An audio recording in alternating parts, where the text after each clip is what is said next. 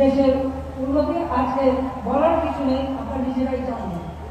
আমরা রাস্তাঘাট, পুল, ব্রিজ করে দিয়ে আপনাদের যোগাযোগের ব্যবস্থা, বিদ্যুতের ব্যবস্থা সব করে দিয়েছি।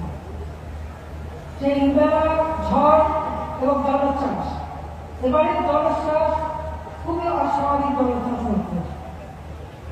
আমি ধন্যবাদ জানাই যে আমরা সাইক্লোন শেল্টার করেছি, সেখানে মানুষ নিরাপদ আশ্রয় পেয়েছে। দুর্যোগ সহনীয় ঘর, ভূমি, কৃষক যারা গৃহহীনের মধ্যে বিতরণ করেছি, সেখানে মানুষ অন্তত আশ্রয়ের জায়গা পেয়েছে, ওই সময়কে আশ্রয়ের ব্যবস্থা আমরা করে দিয়েছি। আমরা চাই যে এই দুর্যোগ থেকে আমাদের এই অঞ্চলের মানুষের জন্য মুক্তি পায়, কারণ আপনারা জানেন এই অঞ্চলটা সবসময় দুর্যোগ প্রবণ। ইতিমধ্যে যে সমস্ত রাস্তাঘাট ভেঙে গেছে সেগুলি মেরামত করার ব্যবস্থা নেওয়া হয়েছে, পাশাপাশি বাঁধ যেগুলি